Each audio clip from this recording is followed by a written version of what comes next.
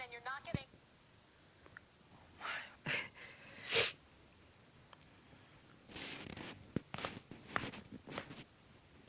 any direction from the hospital because they're also in an active situation. What are you supposed to do when you know there's a shooting in the building?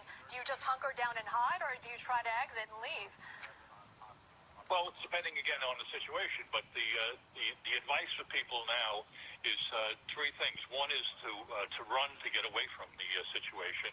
If they can't get away, then to hide, to lock themselves or hide in a room or a closet or any place that's even if it's under a desk. And then finally, if you can't do any of those, then to fight, to do the best you can to fight off the attacker. All right, great advice there. All right, and you can see we've got a live shot from the ground level as well as some aerial footage that was shot a while ago before the news choppers were told to move out of the airspace around Bronx Lebanon Hospital. As you see on the bottom of your screen, one person dead, and the gunman separately killed himself after wounding 4 to 6 colleagues, taking at least one person's life. We don't know the status on the other people who were wounded, but again, this was apparently a disgruntled former employee, a doctor, who returned to the hospital today and shot 4 to 6 people who apparently were his colleagues. That's certainly the working theory right now. Mike McCann, our security expert, is live on the phone with us right now. Michael, considering the assault rifle that this alleged shooter had, the casualty count, which we don't know right now, but it could have been much, much worse. Is that true?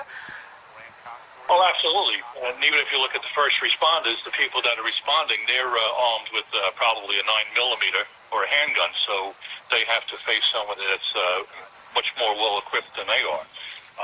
And that will be something that the investigators will be looking at, the detectives. Where did this gun come from, and how was it purchased, and to track that, and also to see if he has any more weapons at home, and to go to his home to see that everything there is in order, meaning that he hasn't done anything to any of his family members.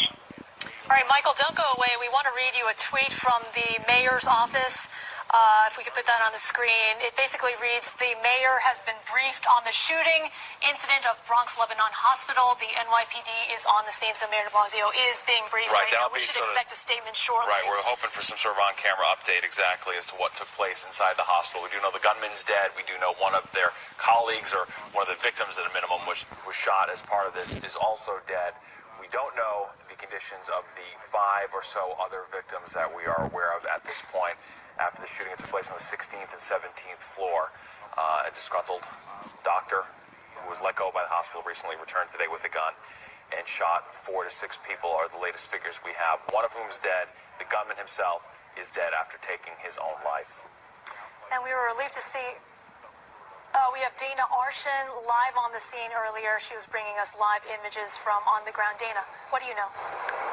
Hi, so what we're seeing here, I mean, you wouldn't even recognize this area. We pulled up, there are ambulances everywhere. There are hundreds of people on the sidewalks trying to see what's going on. Actually, just moments ago, a woman came up to me. Her name is Cynthia, telling me that she is a nurse on the 9th floor of that hospital. She's off every Friday. She actually called her colleagues. One of them was on the 9th floor talking to her. She said they were all hiding in a bathroom while this was going on. The police are telling us that it's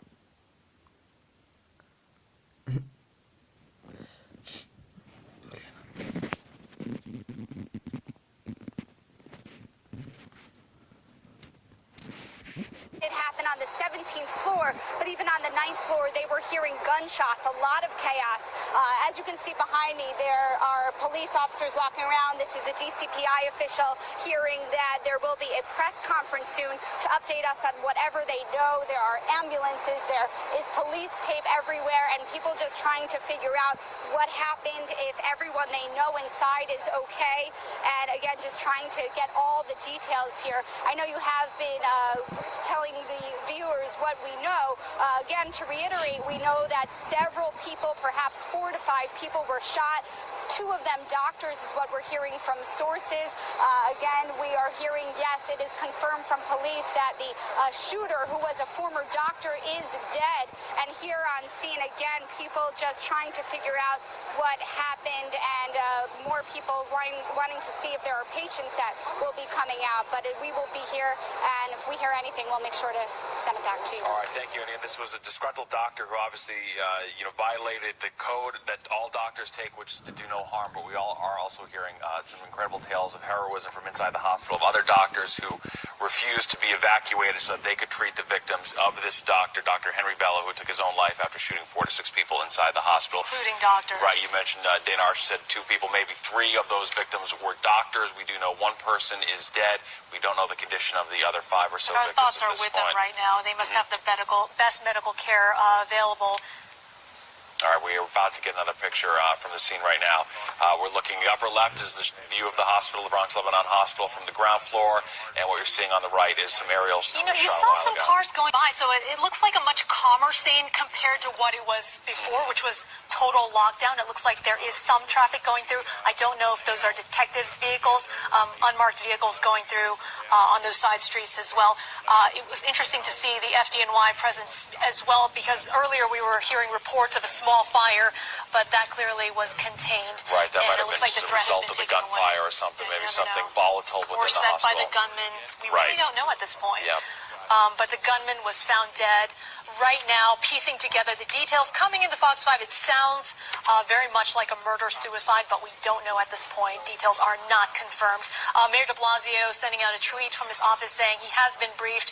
We're awaiting an NYPD press briefing as well to get the very latest details on the suspect, Dr. Henry Bello, who was a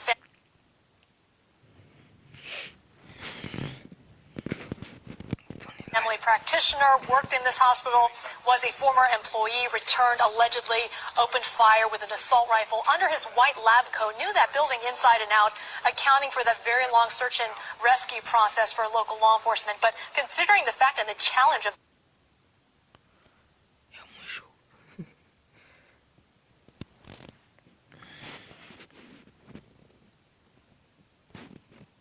this massive medical facility, it was very quick and very efficient. Well, it's interesting what Dana said, too. This happened primarily on the 16th and 17th floors, but people as far down as the 9th floor could hear the gunshots, and they fled into the closets for safety. Certainly, a terrifying situation when you hear a gun go off. Certainly at a place like this, when people are more vulnerable than elsewhere, inside a hospital there to be treated for whatever injuries they're suffering from, and then you've got a gunman on the loose on top of that. Very tough to keep people calm in that situation. A lot of people not mobile on their own, so a lot of people had to just lock themselves in their hospital room and hope for the best. The good news at this point, though, is that the active shooter situation is over. The shooter's down. Former doctor, Dr. Henry Bello, he took his own life after shooting 4 to 6 of his what appears to have been his colleagues. It appears this was some sort of workplace grudge.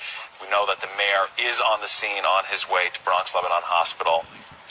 And we hope to get more information just to get a lay of the land. I mean, it is a critical scene right there with people wanting to get in, people needing to get out, surgeries needing to happen, wounded inside as well. 1 confirmed dead, but we're hearing several people were shot. So those people need medical attention, which they are getting inside. Also, we're hearing stories of heroism. I mean, people on those lower floors could have evacuated.